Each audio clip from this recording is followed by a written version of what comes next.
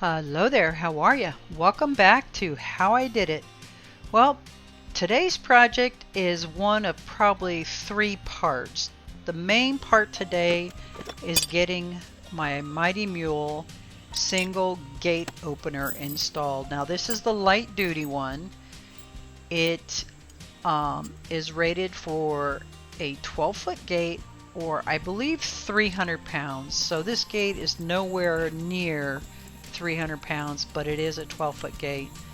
The directions are so easy to follow, so self-explanatory. Open it up, get your brackets assembled, you bring it over to your gate, and then just assemble it on your gate. Now if you're like me, this gate does not have a crossbar in the center of the gate. So I had to kind of MacGyver up my own. So I used this electrical U-channel. I cut it about 2 inches long on each end, and then I created little ears that I could hammer around the tubing of the fence and then put sheet metal screws into those little ears to hold it in place. So to get that done, thank goodness I had my little portable power here. I mean, if you have a generator, that would work, or you could go all the way back up to wherever your power source is at. This was just really cool having the Kodiak right there where I could get the work done and not have to be traipsing back and forth, spending a lot of time. I already did enough of that, but this just made it a little bit easier. So simply used my little cheap $19 grinder with cutoff wheel, created my little ears or my little wings that I needed on this cross support, and then it was a matter of kind of persuading it into position. There we go. That's the best way. So this cross support has to be halfway from the bottom bar to the top bar to give the Mighty Mule the support it needs. Didn't want to pull the metal cattle panel that was welded on here off, so again, a little bit of strategic persuasion, and I was able to get this thing to just pop right into place. Once I got it popped into place, those little ears that I created on either side, I just used a hammer and bent them around the tubular pipe of the fence, and then that's where I used the self-tapping sheet metal screws to hold it in place. I used 3 on each side. Probably was overkill, or I could have maybe figured out a different way to fasten it. This is just what my imagination was able to come up with. It actually came out pretty nice looking, and it went in fairly easy. I was pretty doggone surprised.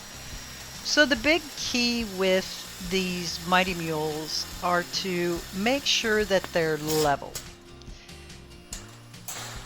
I wasn't sure if it was are the brackets level, the top of the gate opener itself has to be level. So do your due diligence and read your directions. I just put the level on the top of it when it was fairly level. Maybe a very slight pitch going down towards the gate. That way, if any water did get on the little extension arm, it wouldn't go backwards into the gate. It would actually just drip off at the end. Does that make sense? You'll see when we get a little bit further on. But again, I put 3 of these self-tapping sheet metal screws in, and it was solid. I mean, I was really tickled with how it came out. Don't be afraid to think outside of the box. You know, before you go tearing up something. Like normally in my younger day, I would have just tore that cattle panel off of this gate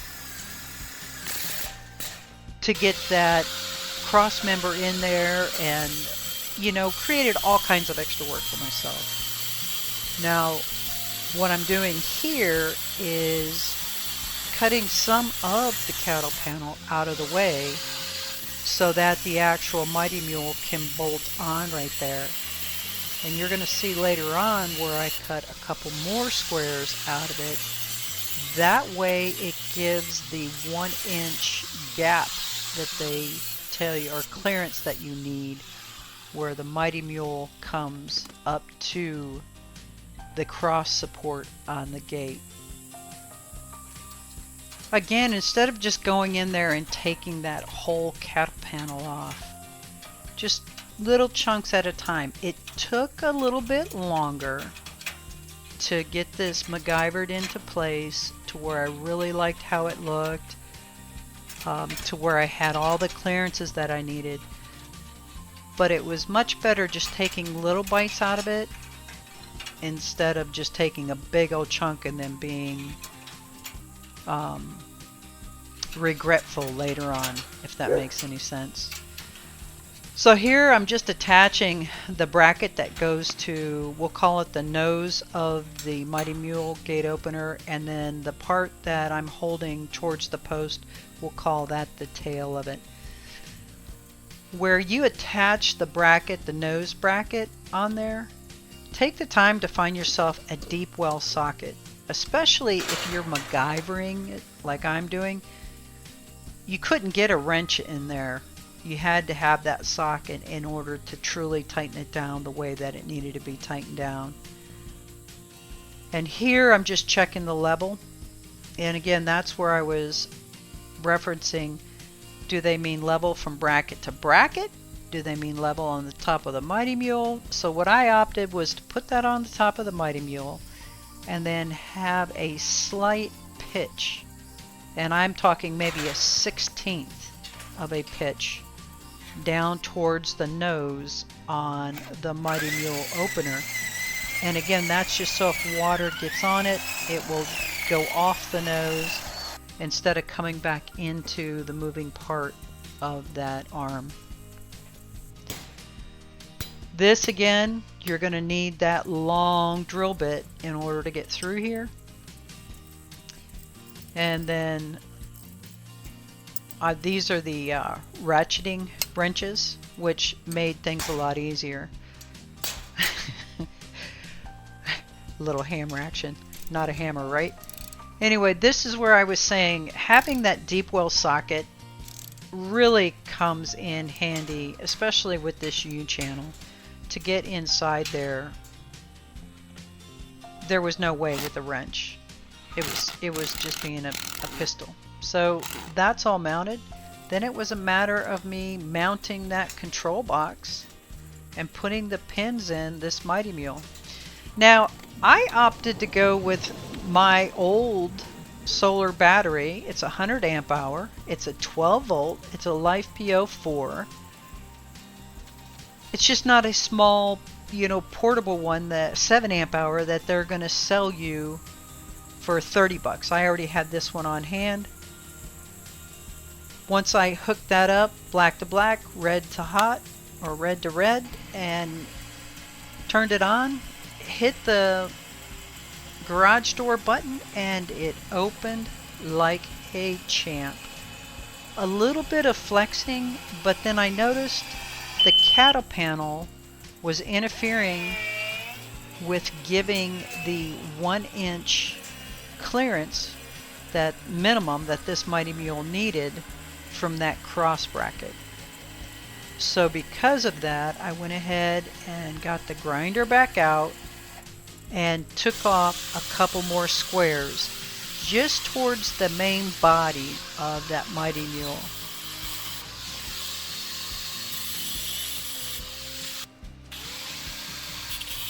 Again, little pieces at a time, kind of like the old saying, measure twice, cut once.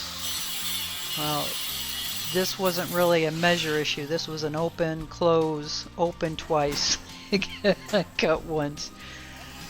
So then here we just open it up, and then I go on the other side and I would look down and make sure that I had the clearance behind the shaft, or behind that U-channel, and then the main body, of the Mighty Mule opener. There I was just like, alright, I'm happy with this. Go ahead and close it. Now the other thing, once you get this closed, if it's not where you want it, you can actually pull that pin, and the moving arm, you can actually spin it out or spin it in to adjust that gate or tweak that gate where you want it to close. Alrighty then, y'all have an absolutely wonderful and blessed day. I'll see you next time on How I Did It. Take care.